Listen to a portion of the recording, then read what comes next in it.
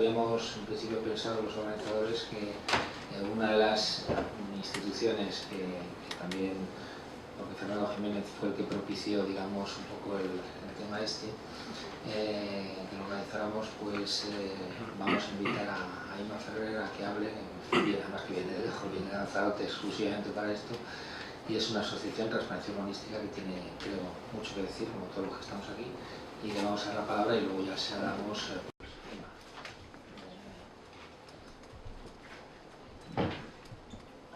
Hola, ahora se me oye bien. Hola, buenas tardes. Mi nombre es Irma Ferrer, no confundir con Irma Dulce o Nicolás Cabezudo, porque no tenemos mucho en común. Vengo de Lanzarote. 835 kilómetros cuadrados. Una isla. Un pedacito de tierra rodeado de mar por todos sus lados. Transparencia Urbanística lleva 10 años ejerciendo la acusación popular y tenemos 200 imputados. Imagino que todos ustedes pueden hacerse una idea de lo que es vivir en 835 kilómetros cuadrados, rodeados del océano, con 200 imputados alrededor. Amenazas, chantaje, te quedas sin trabajo, campañas de difamación, desprestigio, medios de comunicación en manos de nuestros imputados. No es fácil. Sin embargo, nuestro discurso no es para nada negativo, porque nosotros hemos recibido mucho más de lo que hemos dado. Y hemos recibido de los jueces, de los magistrados, de los fiscales, de la UCO y del antiguo UDICO, ahora UDEF. Hemos recibido un cachito de democracia real.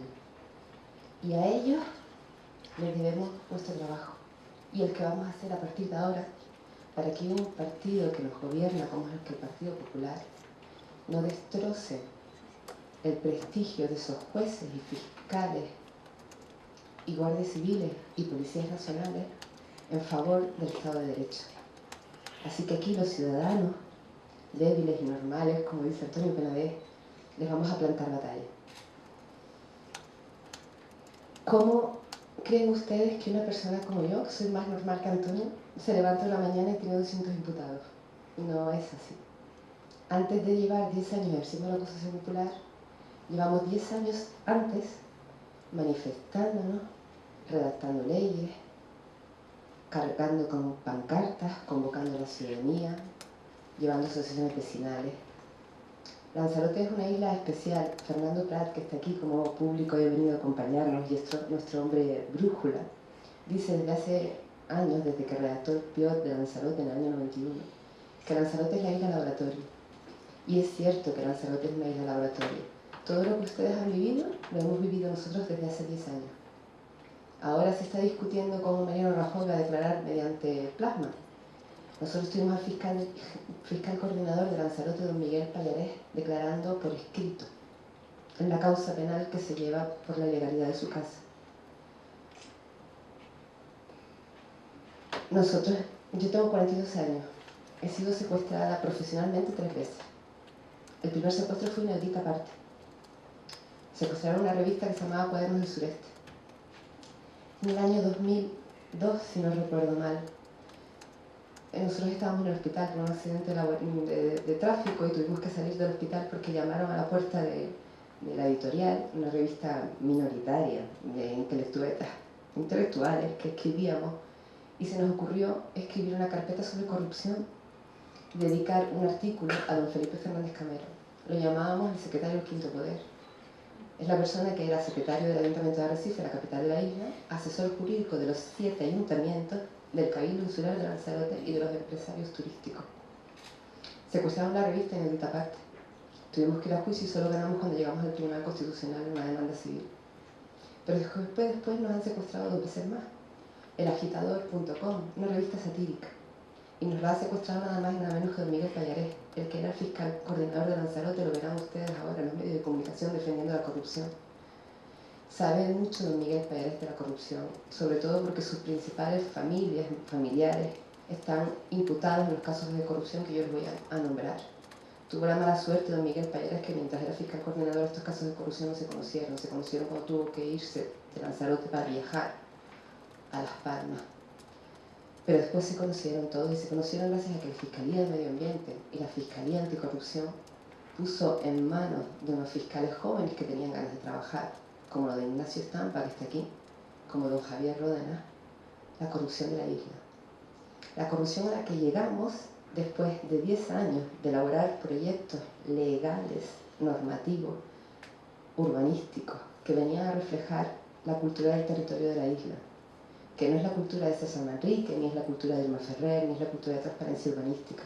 Es la cultura de una isla en donde se pasa hambre y sed. Vivimos en el desierto, somos una isla de volcán y no tenemos agua. De esa cultura de intentar adaptar la actividad humana al paisaje, no el paisaje a la actividad humana, nació el Plan Insular de Lanzarote elaborado por Fernando Prat, la moratoria en el año 2000. Y esa cultura se echó abajo, esos documentos aprobados por unanimidad, no solo de la clase política, sino de la sociedad, se tumbaron abajo porque 2 alcaldes incumplieron sistemáticamente la ley en una fiesta de corrupción criminal que ahora, en el año 2017, hemos conseguido obtener una sentencia que ahora mismo estos días coge firmeza, del caso Yate, en donde se refleja que desde el año 1998 hasta el año 2007, en que nosotros pusimos la denuncia, se cometieron delitos de prevaricación continuado, cohecho, malversación de fondos públicos y blanqueo de capitales. El caso Yate. Ustedes los casos que yo les conocerá no los conocen porque somos ultramar. La trinchera de ultramar, le digo yo a Antonio Penades, no interesa lo que ocurre en las islas. Pero el caso Yate es como el caso Malaya.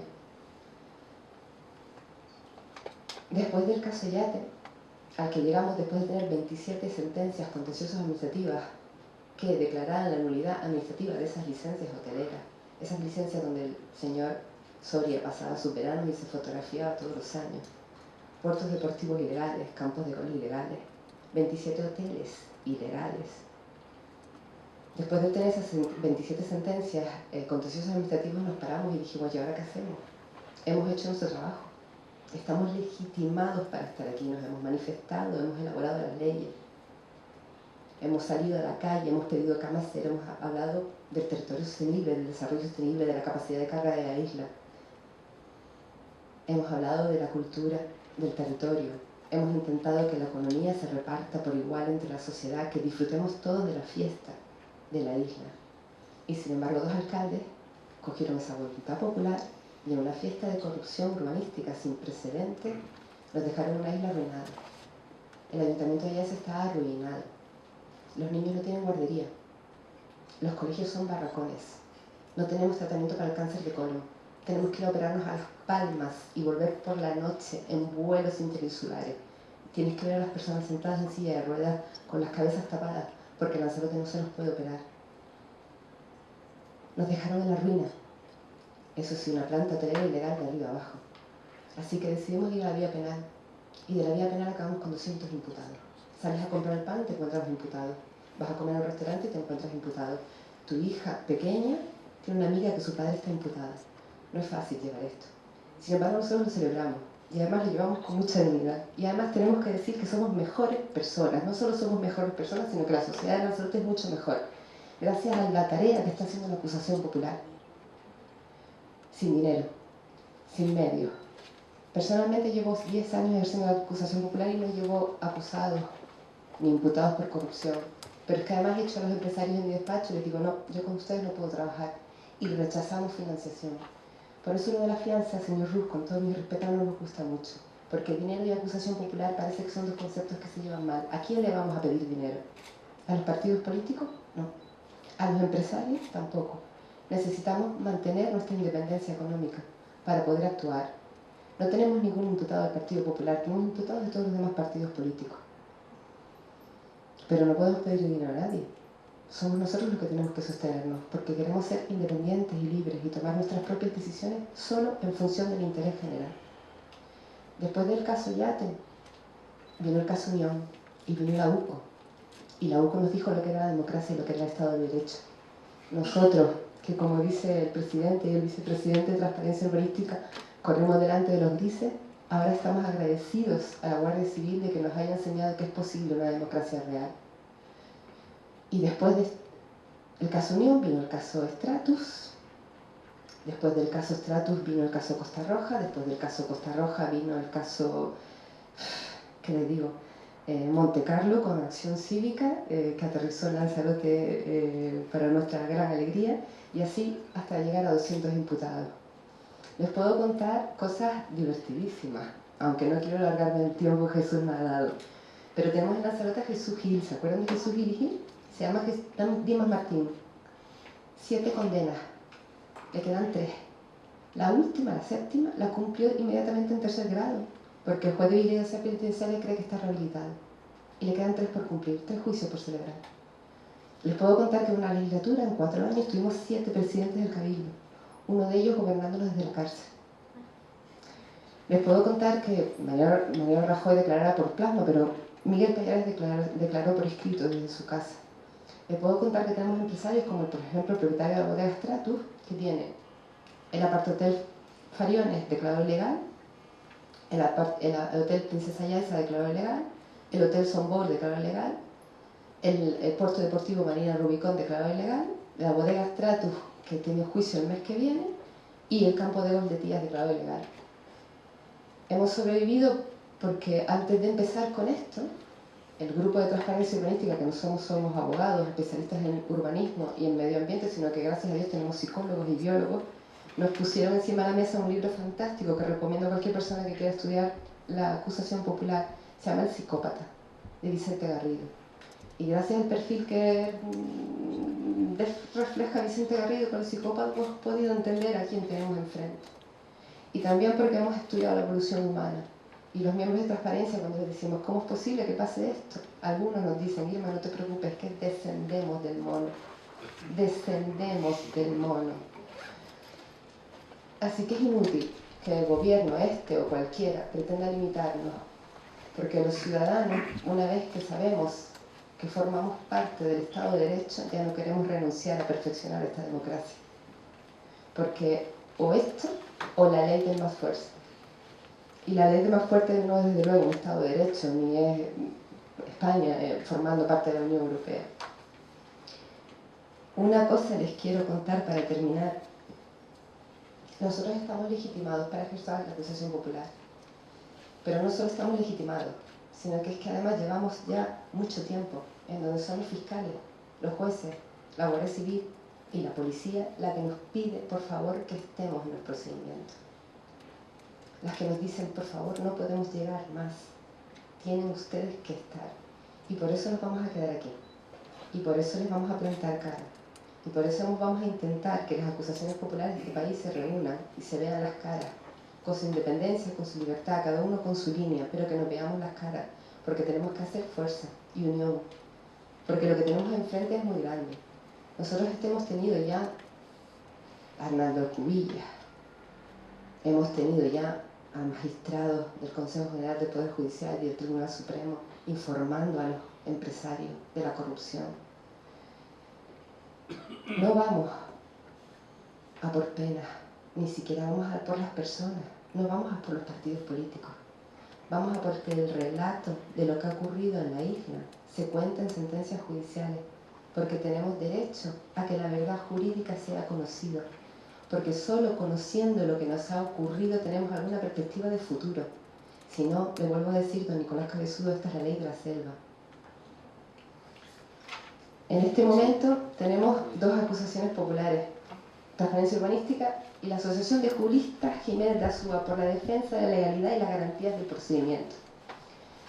La Asociación Jacón se han personado cuando los procedimientos ya están terminados. Han recurrido los autos de PA, han recurrido los autos de juicio oral, se han personado en los procedimientos de Juelalba. Y usted habla de inseguridad jurídica, yo le digo para mí, ¿qué es la inseguridad jurídica?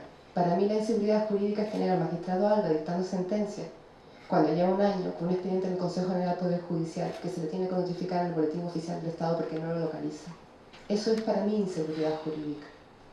Para mí inseguridad jurídica es que haya fiscales que nos pidan ayuda, que haya jueces que nos piden ayuda, porque somos el eslabón más débil.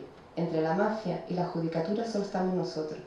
Y si ustedes impiden que nos asociemos y nos organicemos y dependemos del dinero, van a conseguir que entre la mafia y ustedes no haya nadie. No nos pueden poner como escudo. Así el sistema no funciona. Muchísimas gracias.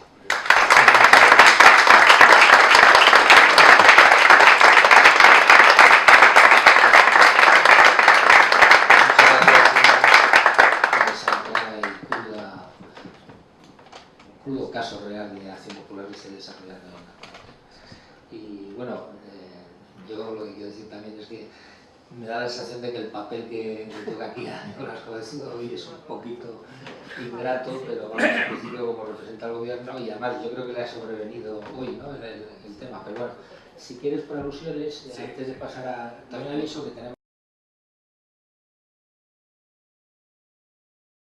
Como queda un cuarto de hora, pues lo acumulamos, agrupamos un poquito de preguntas, pero lógicamente yo creo que tiene derecho a, digamos, a intervenir por alusiones, que son por las... Bueno, yo creo que me he explicado muy mal, o he tratado muy mal las ideas que les pretendía con ese conocimiento. Ustedes no tienen que... Primero les felicito porque su labor ha tenido, entiendo que algún tipo de resultado, y me parece fantástico. Se les dice la acción popular, que es el artículo 125 de nuestra Constitución. Ahora bien, ni al gobierno ni a mí personalmente tiene que presentar batalla, porque desde el principio he dicho que el gobierno no tiene ninguna intención de eliminar la acción popular. Y segundo, cuando se habla de inseguridad jurídica, no se habla de inseguridad jurídica con respecto a la actuación de la acción popular. Cuando se habla de inseguridad jurídica, y no lo he dicho eso, se está diciendo que el régimen jurídico de la acción popular en estos momentos es un régimen jurídico incompleto que se ha tenido que ir de alguna manera completando, terminando a través de la vía interpretativa de los tribunales, es decir, de la jurisprudencia. Y que ello aboca a que tengamos que introducir una regulación completa, como la que aparece en el proyecto de 2011, como la que aparece en el proyecto o la propuesta de 2013. En ningún caso, ni en uno ni en otro, se pretende la eliminación de la acción popular. De que ya le garantizo que el presente Ministerio de Justicia, o con el presente Ministerio de Justicia, no va a tener ninguna batalla campal, ni va a tener que presentar batalla, ni nada que se le produzca, con absoluta tranquilidad y sinceridad. Sobre eso. Gracias. Muy bien, pues vamos a aprovechar este último tramo del acto. Tiene pedida Elisa, luego Pedro, tú que no me acuerdo de los nombres, Jesús, como tocayos, alguien más, Fernando. Ya con esas cuatro de momento vamos bien servidos, y pueden ser las preguntas muy breves, y a quién se las hacéis, en fin, ¿vale? Sería, pues, a ver si adelante, Elisa. Sí, gracias. Bueno, Elisa Delame de la Fundación de Derecho, y lo primero, felicitaros, ha estado fenomenal, interesantísimo. Y segundo, yo tenía una pregunta para nosotros en la Fundación de Derecho. Una de las cosas que más nos gusta es siempre el tema de la evidencia empírica, y echa un poco en falta, no sé si es que no están o a lo mejor no lo habéis mencionado, qué datos tenemos sobre acusación popular. Es decir, habéis mencionado que algunos procedimientos se han iniciado gracias a una acusación popular, que luego a lo mejor más adelante ya hay otras acusaciones o aparece la Fiscalía. Me gustaría saber si hay datos en el Ministerio, en el Consejo General del Poder Judicial, y si no los hay, pues me parece interesante que los haya, porque a mí, por ejemplo, no me gusta mucho hablar sin evidencia de este tipo, ¿no? De qué estamos hablando. Y incluso qué tipos de, digamos, entidades están ejercitando la acción popular. Creo que eso también es interesante, porque ya sabemos que ha habido abusos, pero me gustaría saber de cuántos casos estamos hablando en relación con, digamos, el ejercicio habitual de la acción popular. Y si no hay esos datos, pues simplemente haría una llamada que sería muy interesante abordar un debate riguroso con datos de este tipo. Muy bien. Pedro, por favor. La pregunta de Isa es un poco, no dice al momento quién tenga datos. Que los tenga, bueno, normalmente es el Consejo, normalmente el Ministerio, quizá los profesores universitarios también, en fin. Quien los tenga, pues sí puede dar algún dato, pero bueno, ahora después nos importa. Y seguimos hablando. Una intervención entre Elisa e Inma, voy a intentar ser breve. Primero, gracias por haberlo convocado. Yo creo que es muy eficaz para los objetivos que tenemos en Transparencia Internacional, que se pueda contrastar las opiniones. Ha sido pedagógico, además ha sido muy complementario a las intervenciones, incluso por el Nicolás, que digo, con todo el afecto, yo también soy funcionario, pero él ha venido a lo que tiene que cumplir, lo ha cumplido muy dignamente. Entonces, una cosa te digo, el cáncer de la democracia es el urbanismo, la contratación administrativa, y también te digo, coincidiendo plenamente en que como la sociedad no reaccione, y somos el país que menos nos asociamos, la política no va a cambiar. Y como los afiliados de los partidos, estos dos partidos, PSOE y PP, que por diferentes circunstancias se están suicidando, pero la endogamia de ellos mismos, de los directivos, no quieren verlo, como no reaccionan los propios afiliados, apague y vámonos. Entonces hay una realidad que hay un miedo en la sociedad, nosotros lo vemos, la gente viene y dice, Fulanito es un sinvergüenza, pero dime algo más, no, yo no puedo decir. O sea, por lo tanto, ese miedo a través de la acusación se puede intentar subsanar. El miedo con la democracia es absolutamente incompatible. Se ha dicho algo muy bueno, que es el estabilizar la función pública. No puede ser que los niveles 28, 29 y 30, como supongo que tiene Nicolás, además de secretarios e interventores de ayuntamientos, dependan de que quiera el jefe al que le exigen una determinada actuación que pueda seguir. Alguno de la mesa tiene hasta 5 hijos, claro, 400 euros al mes puede ser muy importante y te ves entre la espada y la pared. Por lo tanto, esa medida, podríamos decir, preventiva de estabilizar la función pública me parece extraordinaria. La protección de los testigos, rábanos, si ha funcionado en el terrorismo, intentemos, por mucho que haya la presunción de inocencia, proteger a los testigos porque nadie se atreve a denunciar. La denuncia anónima, yo sigo pensando, y sí me gustaría que me dijeran tanto o Pablo, o Carlos, o Alejandro, si la denuncia anónima con total verosimilitud por los datos que aporta se puede considerar, porque es que la gente, como no se atreve, intentemos vehicular todas las posibilidades. Y luego ya nada más, la protección de testigos ya lo he dicho. Y el artículo 27, Alejandro, ha sido algo sorprendente para todos nosotros. Y el que puedan los fiscales protestar ha sido algo que de verdad nos ha dado mucho estímulo. ¿Se había utilizado antes? Pasamos a la siguiente pregunta, que era Jesús. Hablando de miedo, mientras que se pasa el micrófono, protección de denunciantes, tenemos aquí a Zara Peralta, que también es una denunciante anónima, sufrida de denunciante anónima. Hemos hecho una entrevista en la revista internacional de Transparencia e Integridad. A lo mejor ella nos podría decir algo, pero bueno, a lo mejor no ha venido aquí ni tampoco es cuestión de aclarar la vida. Vamos, es un ejemplo también empírico, vamos a decir así, evidente, de lo que puede ocurrir cuando se denuncia, se saca pecho para denunciar alguna cosa que está mal hecha. Adelante, Jesús. Bien, muchas gracias. Soy Jesús López Medel, abogado del Estado, y amigo ya de las dos personas primeras que han intervenido, ¿no? Yo quisiera hacer una reflexión desde esa óptica de servidor público, y defensor de un Estado social y democrático de derecho que va quebrándose, aunque teóricamente está formulando una cosa. Se insiste, y yo coincidí, tuve la oportunidad, y fue muy correcto, una oportunidad en una ocasión de coincidir también junto con Pablo Ruf, con Nicolás Cabezudo, hablando sobre el tema de indultos en otro foro, en el que era NICADE, pero sobre el tema que hoy se trata, él ha insistido muy mucho de que no se quiere suprimir la acción pública. Lo ha dicho por activa, por pasiva, lo ha repetido. Popular, ¿no? Perdón, la acción popular. Yo comprendo su posición, soy funcionario, alto funcionario, como tú, ¿no? Pero en todo caso sí que me hubiera gustado también escuchar la voz política. Esto es un tema político, es un tema de una decisión de calado político. ¿Cuál es el modelo, es decir, de acción en materia penal, ¿no? Y la cuestión es que, aun cuando se diga que no se pretende eliminar, yo lo siento, pero es que eso ha calado hace tiempo en la comunidad, no solo jurídica, sino también en la comunidad social, está calando esa idea de que existe esa pretensión. El intento de desviarlo hacia el anteproyecto del año 2011 de otro gobierno, no lo sé, a mí me queda aquello lejanísimo. Yo me acerco a etapas más actuales, ¿no? Pero a lo mejor no se pretende eliminar, entre otras cosas porque el principal grupo que apoyó en la investidura de este gobierno dijo categóricamente, y no soy de ningún partido, pero tampoco evidentemente de ese partido, dijo categóricamente que no apoyaría, ni siquiera como moneda de cambio, limitar o restringir este tipo de acción, ¿no? Pero lo cierto es que sí se han dado pasos, y antes Carlos los expresaba. Se han dado pasos para restringir claramente la acción.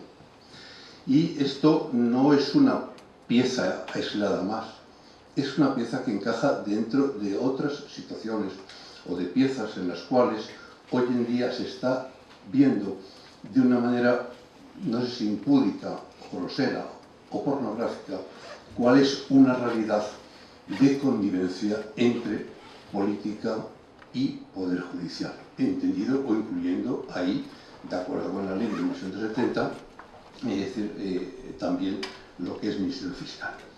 Y esto, bueno, pues, y también, ¿qué sucede? ¿Por qué ha calado? ¿Por qué se piensa esto? ¿Y por qué tienes que tener tú que desmentirlo? Pero es que también no se desmiente de una manera categórica a un nivel político. Y no se desmiente de una manera categórica a un nivel político porque no sé si alguien tiene suficiente credibilidad en materia de justicia para afirmar con toda rotundidad, con toda fuerza, que esto no se va a dar a cabo, no ya la eliminación, que hasta ahí podíamos llegar, sino la rescisión, que para mí por esa vía también es una manera de eliminar. Y hay una cosa que quiero concluir desde la reflexión, decir, de lo que es el Estado social y democrático de derecho. Decir que España es un Estado social y democrático de derecho lo dice la Constitución. Pero cuando la retórica se convierte en algo puramente de relato, cuando de esa retórica la realidad no es la más cercana a eso, sino por contra, la más lejana, es que algo no se está haciendo bien. Y en eso tiene un papel muy importante la sociedad civil, tiene muy importante aquellos grupos profesionales, cívicos, etcétera, que por concienciación social, ajena a la política, deciden también ser partícipes y colaborar con la administración de justicia. Y una última consideración, a puesto que se ha hecho referencia al papel, bueno, subsidiario que en algunas ocasiones tiene la análisis que una acción. Respecto al Ministerio Fiscal, se ha invocado hace un momento la personación o la citación, no sé si será por plasma, tendrán que resolver, es decir, del secretario general de un partido, igual que han sido citados otros tres anteriores. Pues bien, esto no sería posible, que el secretario general de un partido, porque es en esa condición en la cual un órgano judicial colegiado ha decidido citarle en la calidad de testigo, solamente en esa calidad, pero no sería posible sin una organización como era, en este caso, ADADE, que fue la que impulsó precisamente esa personación en esa cualidad. Nada más. Muy bien, muchas gracias, Jesús. Pasamos el turno a Fernando Clemente, el órgano constitucional, el Tribunal de Cuentas. No, ahora.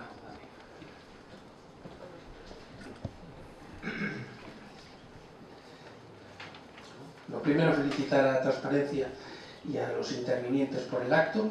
Y en segundo lugar, la pregunta, que es a todo lo que pueda contestarla, es una pregunta sencilla. ¿Tendremos en esta legislatura una ley de protección del denunciante? Gracias. Muy bien, pues yo creo que en principio vamos a pasar ya a las respuestas. Yo creo que el que, digamos, tenga información o quiera contestar, porque las respuestas han sido quizá, siguiendo el mismo turno de lo que hemos hecho, pues Pablo, si alguna de las cosas quieres contestar o el tema de... Bueno, por no consumir mucho tiempo, agradecer todas las intervenciones, especialmente la primera me ha resultado especialmente estimulante, en el sentido de reconocer el trabajo que nos has expuesto, que entiendo que sería para estar comentando mucho más tiempo del que has logrado condensar, pero compartir, pues, como no puede ser de otra manera, en esa conciencia ciudadana, la felicitación, porque gente y personas como vosotros existáis en además el territorio, están necesitados seguramente de esa acción o de esa implicación especialmente activa en la lucha o en la investigación de asuntos vinculados a corrupción. Si quieres luego hablamos ya más de lo de la fianza o cuestiones particulares. Por ir a alguna de las intervenciones en las que yo pueda aportar algo, pues es cierto, Elisa, que a mí también me gusta hablar de evidencia empírica y agradezco para decirte que me alegra mucho verte aquí. Y me pasa y me ocurre a menudo en datos que podría tener fácilmente el Consejo del Poder Judicial o con la colaboración del Ministerio a través de los letrados de Administración de Justicia, y que yo conozca no existen datos vinculados a la acción popular, no sé si en el Ministerio los tendrán, pero desde luego sería muy interesante porque efectivamente ese mal que a veces vemos a partir de 2 o 3 casos que tienen con la opinión pública, considerar que se hace un mal uso o un uso abusivo de la acusación popular, si lo comparamos en números globales, pues podemos tener un ínfimo mal uso y en cambio muchos réditos de hasta dónde hemos avanzado en procedimientos con impulso, con lo cual yo animo también a recabar esos datos. Y por rescatar algunas de las ideas que se han expuesto, y además al hilo de la intervención de uno de los ponentes de la mesa, Carlos Castresana, que también ha dado una clave que me parece especialmente significativo.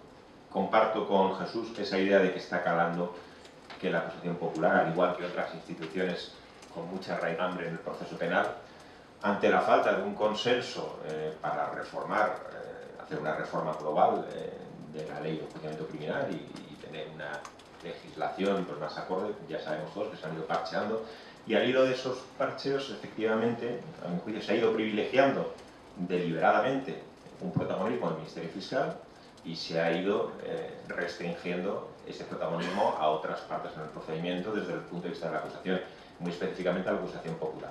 Como se han mencionado aquí ya varias, simplemente recoger alguna otra, que no se nos escapen porque creo que también van en la misma línea. Mencionaba Carlos la reforma de los plazos de instrucción, donde se privilegia la posición del fiscal y no la de la acusación popular, que no tiene esa capacidad de pedirle al juez más tiempo para seguir investigando, ya eso solo depende del fiscal. Se hablaba también de esa incidencia de las medidas de investigación telemática. Yo añadiría alguna más. He mencionado, y vuelvo a insistir sobre ella, porque si en algún, y de esto sí que soy testigo directo, si en una materia ha tenido especial protagonismo la acusación popular, se ha hecho una acusación popular la mayor parte de las veces con toda la seriedad y profesionalidad, y se ha alcanzado un pronunciamiento condenatorio del cual España, eso sí que es marca España, presume internacionalmente, es en materia de justicia universal. Y el 26.4 de la Ley Orgánica del Poder Judicial limita la intervención desde el año 2014 únicamente a querella del agraviado del Ministerio Fiscal. En la reforma de la Ley de Enjuiciamiento Criminal de 2015, la de 41 de 2015, no solo se introdujeron los famosos plazos de instrucción, se modificó, como conocéis todos, el artículo 17, es un artículo fundamental porque habla de esto también de si las causas deben ser investigadas de forma conexa o de forma separada, en piezas o en modalidades de investigación a través de piezas separadas.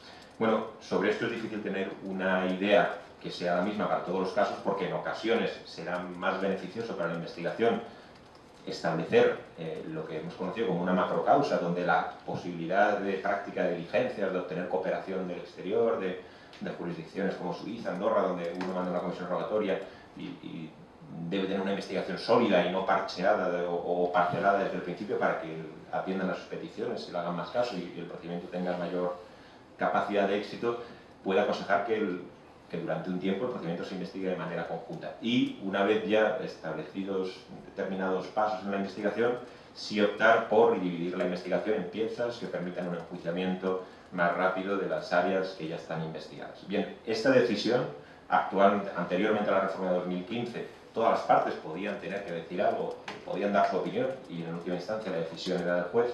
A partir de la reforma de 2015 se privilegia nuevamente la posición del Ministerio Fiscal, que es quien tiene la llave a partir de ahora para, en última instancia, decidir si la investigación se va a llevar de forma conexa o de forma separada. Yo soy partidario en general de la división en piezas cuando se ha hecho una instrucción suficientemente avanzada y se pueden juzgar determinadas áreas de la investigación con carácter prioritario. De lo que yo ya no soy tan partidario es de que el resto de las partes no tengan nada que decir al respecto y de que el único que tenga finalmente la llave y la decisión última en cuanto a la decisión de si las causas se investigan de forma conexa o en piezas sea el Ministerio Fiscal y no, por ejemplo, poder atender o escuchar lo que tenga que decir la acusación popular. Y una última reforma en este sentido, que yo creo que es el motivo de que esta idea vaya calando y que tampoco es menor. Si no me equivoco, la Ley 23/2014 es la que regula los instrumentos de reconocimiento mutuo de la Unión Europea y dentro de esta ley, uno de ellos les sonará, es la Orden Europea de Detención y Entrega. Es un mecanismo que en todas las causas de delincuencia económica, con una importancia y relevancia, siempre concurre un elemento de transnacionalidad, nos obliga pues, a perseguir al delincuente más allá de nuestras fronteras y si se va, se fuga, lógicamente a dictar los mecanismos internacionales oportunos. Entre ellos está la Orden Europea de Detención y Entrega, que es con una extradición en el espacio de la Unión Europea. Bien, pues esta modificación del año 2014, creo que son los artículos 36 y siguientes, nuevamente limita al Ministerio Fiscal la capacidad de instar del juez que esa orden de extradición para perseguir, imaginemos a nuestro delincuente corrupto, solo pueda darla al Ministerio Fiscal. Es verdad que aquí pocas fricciones se adivinan, pero de nuevo se limita esa posibilidad de instar ese ejercicio de la acción penal más allá de nuestras fronteras a una parte que puede ser tan importante como la acusación popular. Y a mi juicio es una restricción que tampoco tiene mucho sentido porque en nuestra regulación procesal penal la prisión, que es una medida la más gravosa para la protección personal, puede ser instada por cualquier parte del proceso, no solo por el Ministerio Fiscal. Bueno, pues simplemente apunto estas modificaciones que a mi juicio sí comparten una misma dirección, que es privilegiar cada vez más la posición del fiscal, seguramente preparando una futura, ya veremos si se produce, atribución de la instrucción o de la investigación al fiscal, y paralelamente ir restringiendo más la capacidad de actuación de la acusación popular en el proceso. Bien, muchas gracias. En relación con esto que estamos hablando de los datos, efectivamente yo creo que sería importante. Yo soy universitario y siempre necesitamos datos para sustentar las opiniones o las decisiones. Entonces, me está acordando que tenemos una macro base de datos de temas, al menos de corrupción, penales, que se ha elaborado por el Consejo General del Poder Judicial, un convenio que tenemos con ellos, Transparencia Internacional, y hay una gran abundancia de datos de todos los juzgados en los procedimientos penales y vamos a ver si están esos datos y si no, si se pueden conseguir, porque hay datos sobre todo tipo modalidades, sentencias, etc. Entonces, si no, pues hablaremos con el Consejo de Poder Judicial, porque además recuerdo que se retrasó la salida de esa base de datos porque había ciertas diferencias con el Ministerio de Justicia en cuanto a datos, con lo cual yo creo que tanto el Ministerio como el Consejo de Poder Judicial tienen datos, o por lo menos pueden tenerlos para elaborar y efectivamente tener una base de información que es una forma de transparencia, lógicamente, para poder trabajar todos aquellos que están o estamos interesados en esa materia. Bueno, pues Alejandro, ¿te toca algunas preguntas?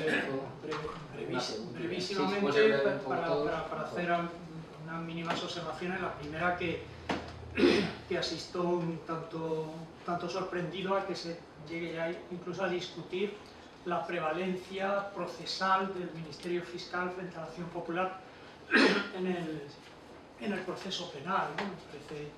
Me parece que es algo indiscutible, incluso ya llegando al ámbito de la cooperación internacional, donde la acusación popular pues es un absoluto desconocido por inexistente, ¿no? Las normas procesales y la propia Constitución encomienda al Ministerio Fiscal el ejercicio de la acción penal para proceder al inicio de los procedimientos que considere oportuno conforme a la ley y para oponerse también a las acciones que considera improcedentes.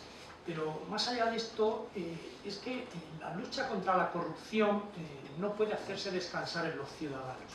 Yo aplaudo la conciencia social, escucho, bueno, pues muy complacido, muy admirado la intervención de Irma.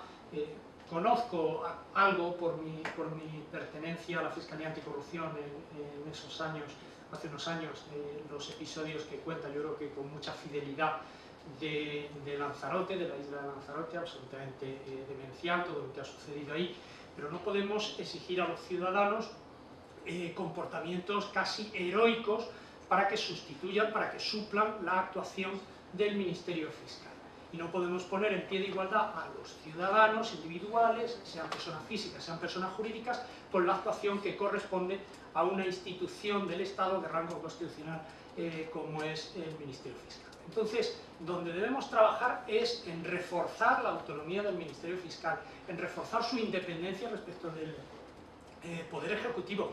Debemos reforzar también la independencia de los jueces, porque se habla mucho del Ministerio Fiscal y de su relación con el Ejecutivo.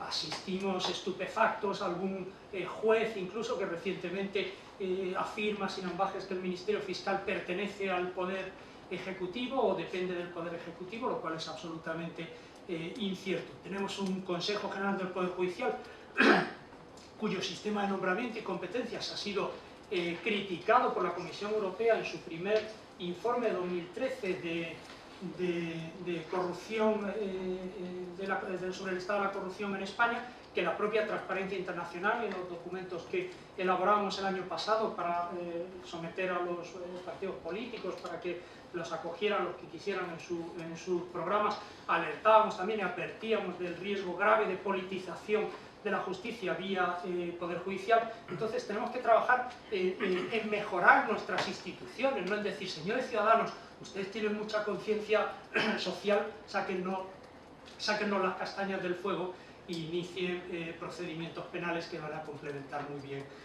la actuación de las instituciones. Tenemos que trabajar fundamentalmente en los mecanismos de prevención.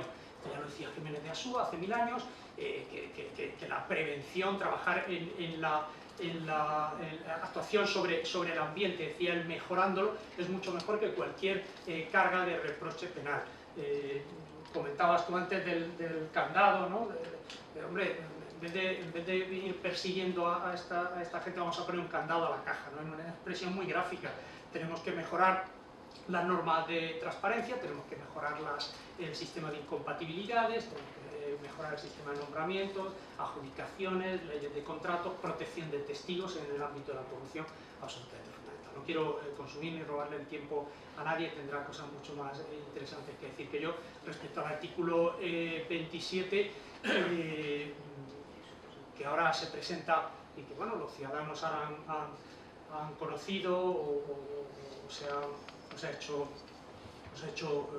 público o de conocimiento generalizado lo que es, bueno, pues efectivamente un precepto del Estatuto Orgánico del Ministerio Fiscal, que viene precisamente a corregir el principio de dependencia jerárquica y a dar una cierta autonomía a los fiscales para impedir que esas órdenes del superior jerárquico, cuando el que las recibe considere que no se ajusten a la legalidad, tenga un mecanismo de respuesta razonablemente eficaz, pues efectivamente un artículo que preserva ese principio de legalidad y la actuación de los fiscales contra órdenes que se consideran injustas de los jefes. Ahora, dicho esto, tampoco se nos puede presentar, como se ha hecho recientemente, el artículo 27 como algo de uso generalizado, muy común, se hace todos los días. No se hace todos los días, absolutamente excepcional.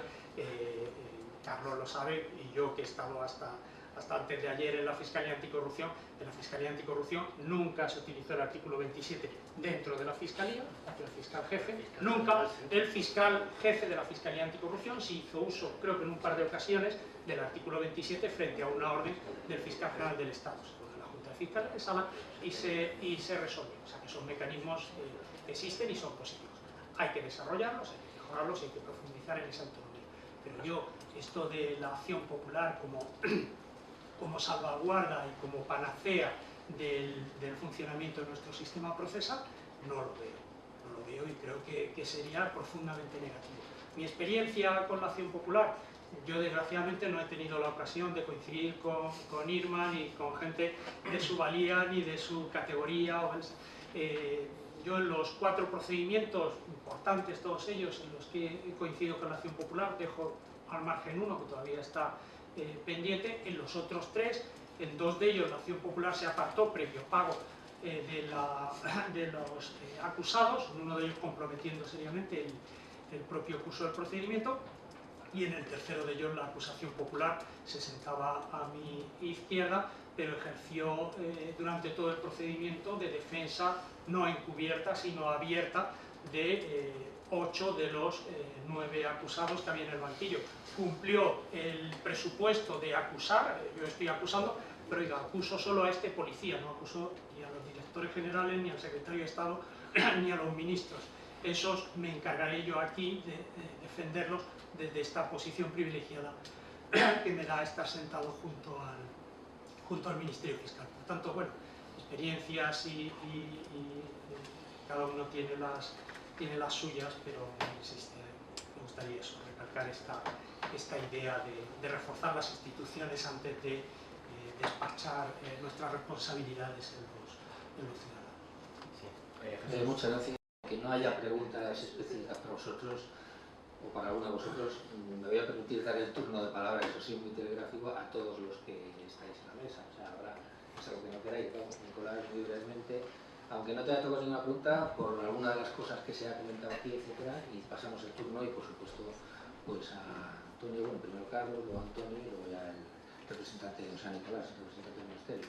Sí, brevísimamente, bueno, tres ideas. Yo antes decía que quizá estudiar y posicionarse sobre la acusación popular nos llevaba a analizar todo el sistema procesal español y sobre todo el engarce que puede tener, y yo creo que incluso si tiramos por elevación en lo que estamos viendo en los últimos años, que es analizar cómo se llevan a cabo las investigaciones y enjuiciamientos de los casos de corrupción, sirve justamente para ello. Lo que yo he tratado de decir en mi posicionamiento es que quizás ante problemas de esta enjundia que ponen en tesitura pues todos los engranajes del sistema procesal, lo que obligan es a una valoración y a un replanteamiento de conjunto y no aislado. Una segunda cuestión es que, bueno, yo creo que después de todas las intervenciones y sobre todo, a pesar de que teóricamente se diga que no se quiere abolir o suprimir la acción popular, es innegable y ahí hay propuestas de textos legales que su reconducción y su restricción está encima de la mesa. Yo creo que en esencia al final lo que va a suceder es que no vamos a tener una acusación popular tal y como es, porque incluso cuando se plantean esas vías intermedias de tener que acreditar cuál es el interés legítimo, hay incluso algunos de los partidarios de esas posturas que hablan de acusaciones particulares colectivas. Por lo tanto, el escindirlas y el tratar de ver qué diferencia hay con una víctima y sobre todo con catalogaciones de delitos, yo creo que va a complicar todavía más las cosas, andarnos al final simplemente con una cuestión de nombres y no de la realidad fáctica y su participación en un proceso. Y en tercer lugar, bueno, pues a mí me ha encantado y me ha gustado no solo oír a los colegas en la mesa que desde la perspectiva operativa, tanto en la óptica judicial, en la óptica del Ministerio Fiscal actúan, sino también desde la óptica de la sociedad civil. Y desde ese punto de vista, imagino que cuando tanto Jesús como Fernando Jiménez pidieron mi participación en esta mesa, bueno, ¿por qué no decirlo? Antes Jesús decía cómo se veían las cosas desde la academia. En la Universidad de Salamanca venimos trabajando en esta materia desde 1998 con un programa de doctorado sobre corrupción, con un máster universitario sobre prevención y represión de la corrupción, y yo creo que, bueno, aunque estoy absolutamente de acuerdo con lo que se decía ahora respecto a que no se pueden pedir posiciones heroicas, yo creo que la sociedad civil tiene que ser un complemento necesario donde la educación, la concienciación esté puesta de manifiesto, porque si no, seguramente las cosas no podrán cambiar. Y recuerdo cuando, coincidiendo con Carlos Castresana en Mérida, en la Convención de Naciones Unidas contra la Corrupción, en aquellos momentos quien iba de representante del gobierno español en la conferencia de alto nivel en Mérida no fue ni el ministro de Asuntos Exteriores, no fue ni el ministro de Justicia, y mandaron solo a una persona, personal técnico del ministerio. Nos pidió autorización para que se utilizara el programa de doctorado que teníamos en la Universidad de Salamanca para tratar de justificar de cómo en España se trabaja en esta materia, de cómo se conciencia y cómo desde la universidad se hace. Por lo tanto, yo creo que démosle el valor a cada uno de los que podemos estar en todo esto, y por supuesto reafirmo mi satisfacción de estar aquí, sobre todo de servir modestamente de complemento en la concienciación en esta materia. Bien, muchísimas gracias, Nicolás. Carlos, si podemos... Gracias. Sí, muy brevemente. Pues como Pablo ha dicho que él era testigo y Alejandro también ha prestado de alguna manera testifical, pues yo voy a hacer la mía. Y efectivamente, el artículo 27 del Estatuto Orgánico del Ministerio Fiscal está en vigor desde 1980, y yo en 30 años estoy seguro que lo he usado 2 veces, y en este momento estaba intentando hacer memoria si lo he usado una tercera vez. Eso da una idea, que es a lo que yo quería ir, de que, y así matizo lo que dije antes, porque creo haber entendido que Nicolás Covezedo ha dicho que era una fantasía, que así como un magistrado me dijo una vez, la independencia es esa virtud que echas en falta cuando más la necesitas. Para los fiscales la imparcialidad viene siendo lo mismo. Yo he estado en centenares de procedimientos de homicidio, de violación, de robo con violencia, de robo con fuerza. Nunca he necesitado la imparcialidad ni ejercer el artículo 27, pues porque es una carrera de profesionales, la mayor parte de los cuales hacen su trabajo con integridad, y hay algunas ovejas negras, como en cualquier rebaño, y normalmente jamás recibes instrucciones que no sean por la discusión jurídica que te dice tu jefe, esa acusación está mal hecha, cámbiala, o a este señor no tiene suficientes pruebas, mejor pide sobreseimiento. Es decir, la discrepancia jurídica.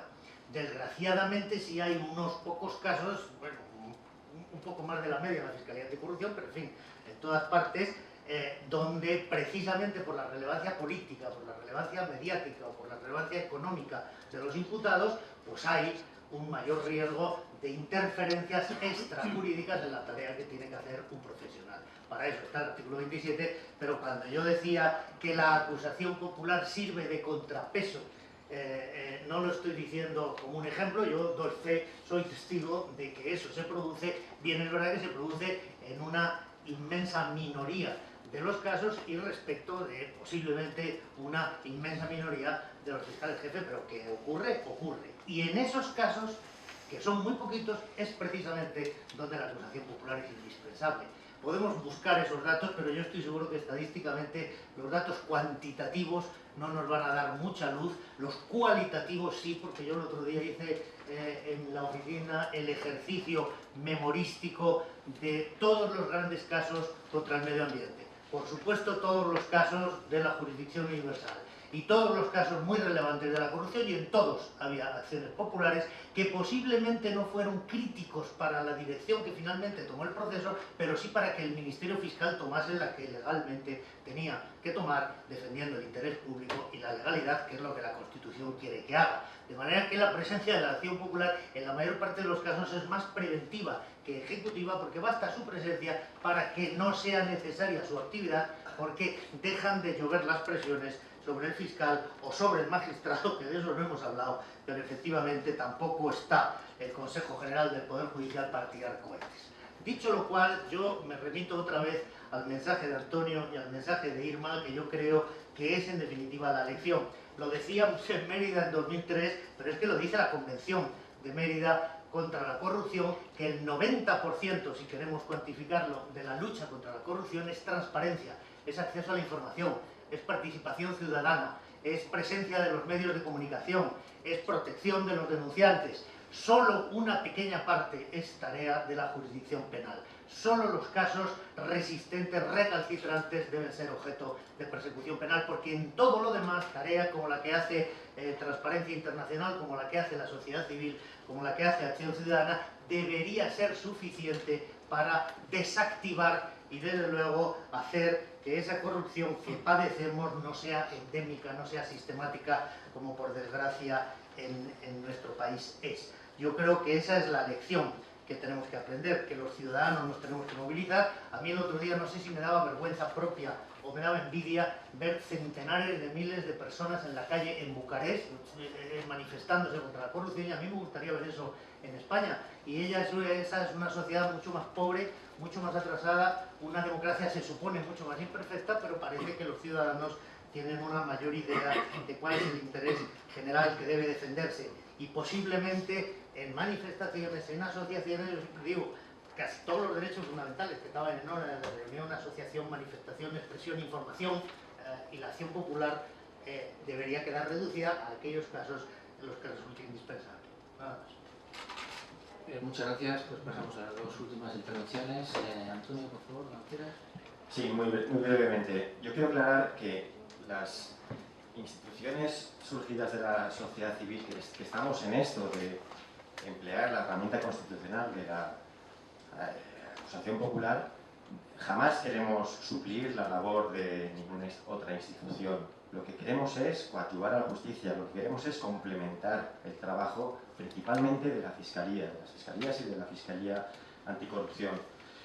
Es una herramienta fundamental con que contamos los que desde la sociedad civil estamos combatiendo, intentando combatir la corrupción e intentando tener una sociedad más sana.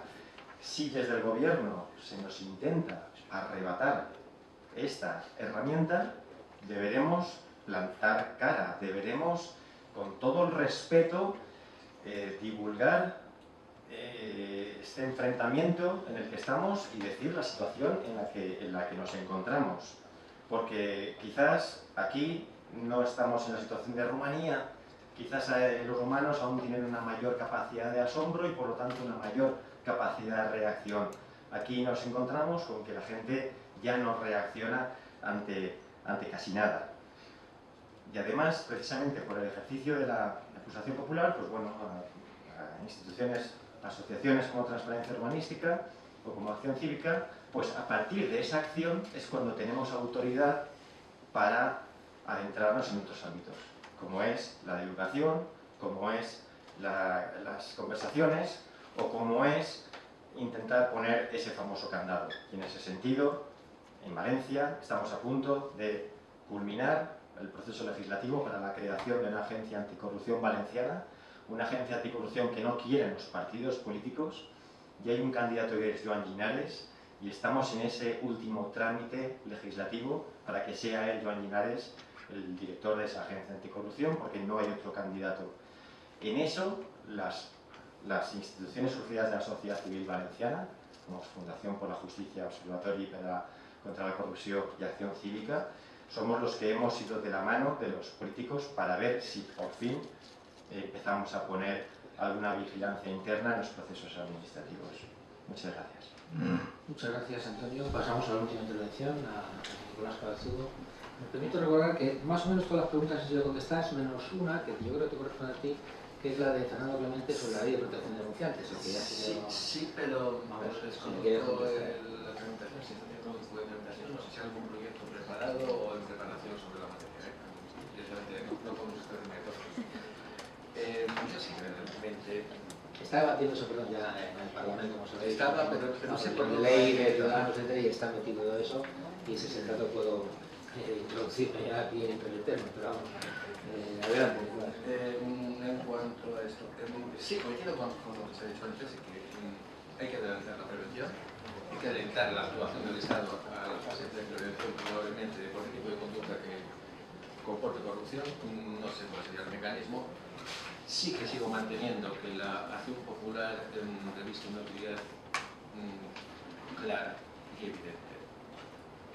Sostengo que no se va a limitar. Discrepo en algunos casos, por ejemplo, una interpretación que hemos dicho, o que se ha dicho en la mesa, relativo a la posibilidad de que las partes no puedan instar la prórroga en la expresión, si puede instar la prórroga extraordinaria en la expresión, excepcional. Como bien saben, hay asuntos sencillos, asuntos complejos. Los asuntos complejos son prorrogables y sencillos y complejos son prorrogables a instancia tanto del Ministerio Fiscal como de las partes con carácter excepcional y sin límite de plazo. Eso es lo que establece el artículo 124 de la ley constitucional. Por aclarar el malentendido con Carlos. Cuando hablaba de fantasía, no estaba hablando de fantasía en el sentido de que no pudiera ocurrir. Sí que puede ocurrir que exista presiones externas a la tarea del Ministerio Fiscal, por supuesto, y del juez, y de cualquier funcionario, y de un particular, de su trabajo. Por supuesto que puede ocurrir, no es una cosa que no puede ocurrir. Lo que estaba refiriendo exclusivamente es que, en términos generales, no es normal que ocurre. Desde luego estarán los procedimientos como el artículo 27 para cuando se entienda que la instrucción recibida pues, es contraria a la finalidad. Pero bueno, estaba utilizando la palabra fantasía en el sentido de poco ayuda, muy poco. Y por parte nada más. Siento que no les haya podido convencer de que no se va a recortar la acción popular, pero ya eso ya es una cuestión que me da la impresión que a partir de 5 minutos van a tener que resolver ustedes. Yo ya no puedo colaborar más. Muchas gracias. Bueno, pues llegados a este punto, agradecer mucho. Yo creo que Transparencia Nacional lo que ha tratado aquí es de dar una información a los ciudadanos, a la sociedad, sobre lo que es la visión plural que hemos tenido la suerte de tener aquí sobre la acción popular, que es una forma de transparencia. Yo creo que lo que se trataba es dar luz. Hemos tenido muchas y muy variadas luces, muy valiosas luces, por los intervinientes, por las personas del público. Y nada, muchas gracias Pablo, muchas gracias Alejandro, muchas gracias Nicolás, muchas gracias Carlos, muchas gracias Antonio, muchas gracias Nicolás por estas fenomenales intervenciones, y espero que haya sido útil en ese acervo de conocimientos que vamos entre todos a acumulando en estos temas tan importantes como este. Así que muchísimas gracias a todos por estar aquí y hasta la próxima. Gracias.